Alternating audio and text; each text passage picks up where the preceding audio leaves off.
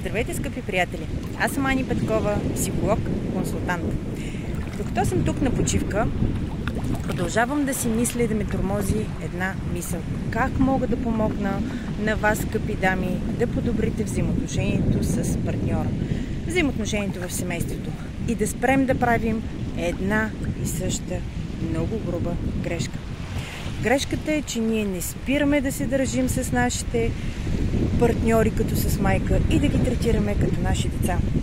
Днес ще се задълбая в тази тема и ще ви кажа откъде идва тази наша нужда да се държим с мъжете си като с техни майки, до какво води, какъв е проблема и как съсипваме брака си и взаимоотношенията с партньора, държейки се с тях като с майка, третирайки ги като деца.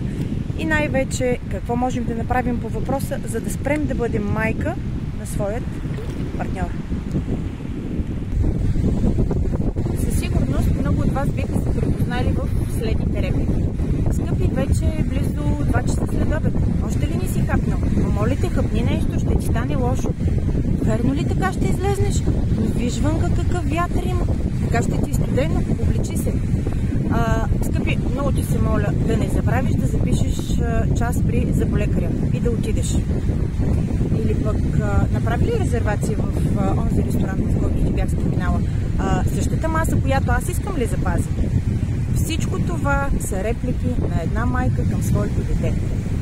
Скъпи дами, ако вие смятате, че вашия мъж е малко дете и го третирате като такъв, той наистина ще се държи като такъв. И ако го смятате за компетентен, той в един момент наистина ще стане такъв. Много от вас ще си кажат, ама не, аз не се държа като майка на своят партньор. Добре, хайде да видим.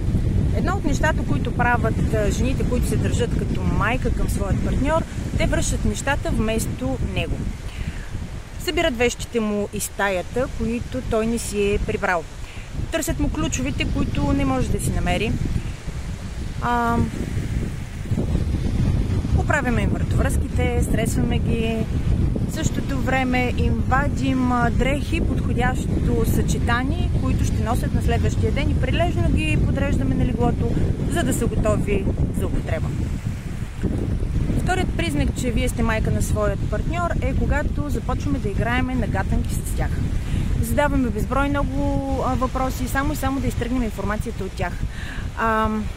Ядат ли ти се кюфтенце по-черпански? Не. Добре. А супичка? А каква супичка? Не ти се яде супичка. Нещо с готвинко или нещо отвън да поръчам? А колко по-лесно може да бъде, когато просто му зададете въпроса: скъпи, имаш ли претенции какво да сготвя за вечеря? Или да направя нещо, каквото аз реша?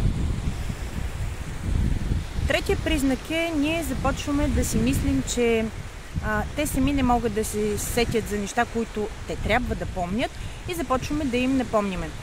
Скъпи, да не забравиш в четвъртък си на зъболекар.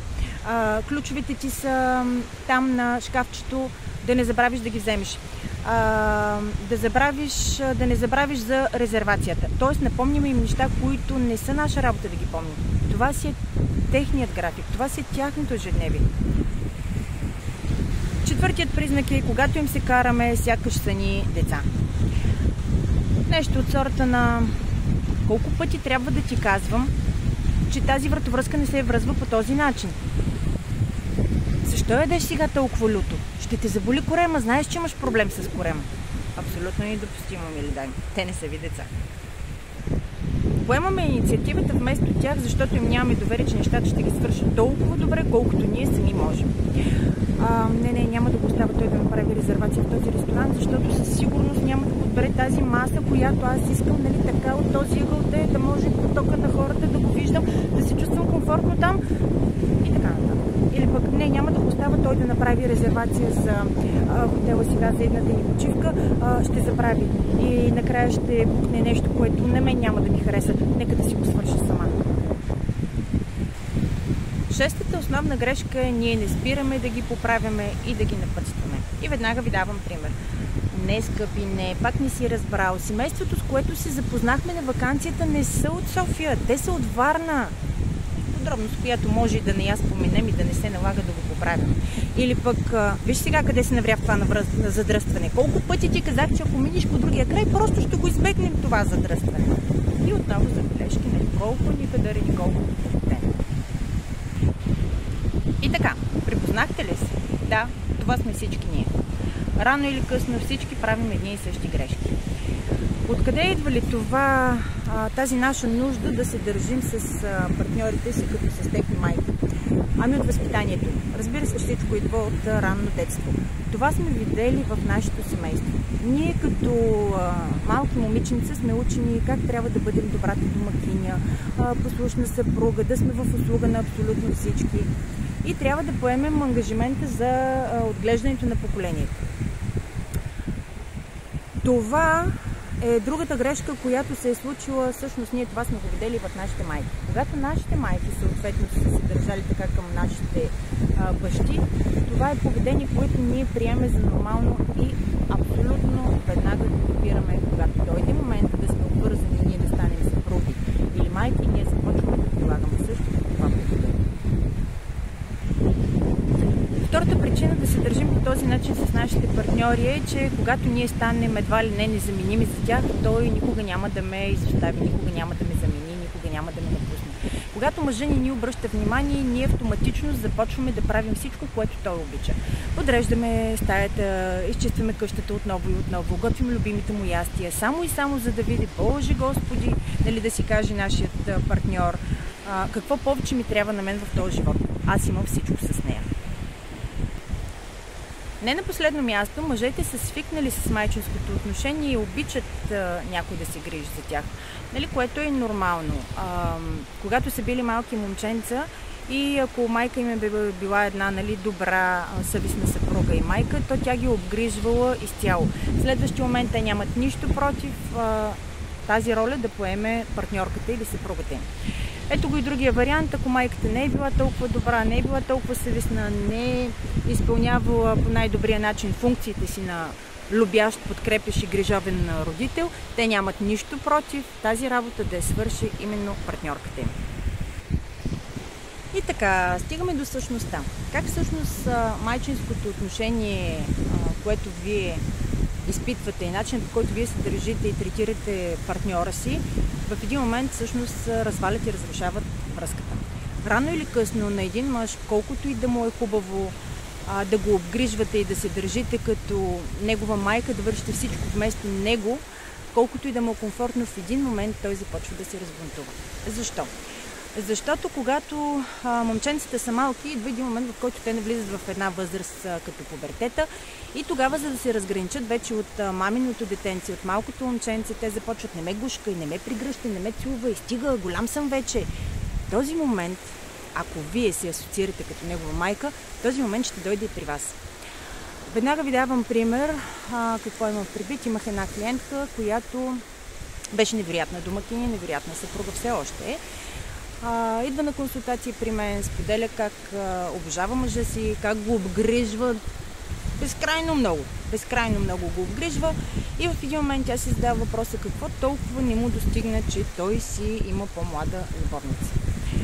Когато продължихме да разговаряме и съответно, нали, тя сподели, че когато му задава въпроса какво всъщност не ти достигна в нашите отношения, той е казал: не издържам. Чувствам се с теб задушен. Задушаваш ме, като в капан съм. Просто не издържам.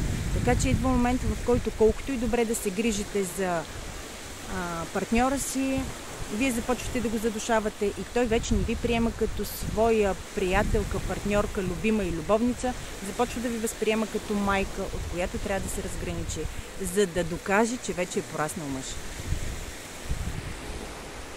Втората причина да убиете любовта с този си начин на държание, когато карате мъжа да се чувства некадърен. Когато непрекъснато го поправяте, когато непрекъснато го напътствате, насочвате и си въобразявате, че той не може без вашите съвети, вие го карате да се чувства некадърен. Да, но това е един порочен кръг. В един момент мъжете се държат, вие се държите с него като с дете. Подценявате го и карате да се чувства некадърен. Това му спада, съответно спада му самочувствието и накрая той наистина започва да се държи некадърно. Потвърждавам този факт, когато ви казвам, че самочувствието на мъжа идва именно от това колко е кадърен, колко много е постигнал, от неговите постижения и реализация. Когато вие се държите сякаш той е некадърен, той в един момент нормално е да няма самочувствие, спира да изпитва любов към себе си, но спира да изпитва и любов към вас. Ще убиете страстта във вашите взаимоотношения, именно когато вие се държите с майчински с него. Давам ви друг пример. Сложи си чорапи, ще ти е студено. Аз знам, че вие го правите за добро. На него му харесва до един момент. Когато той започне да ви възприема не като своя любима, като своя майка, как да иска да прави любов с вас? Кой иска да прави любов с майка си? Моля ви се. Скъпи приятели, сигурна съм, че много от вас са се припознали именно в този клип. Ако искате да запазите добрите си отношения с съпруга и с партньора, време е да спрете да бъдете негова майка и да се държите с него като с ваше дете. И мисля, че е крайно време да започнете да бъдете негов партньор, негов приятел, негова любима, негова любовница. В следващия клип ще ви дам точните съвети и точни инструкции как да спрете да бъдете майка на вашия партньор. Хубав ден! Обичам ви! Обичайте се и вие!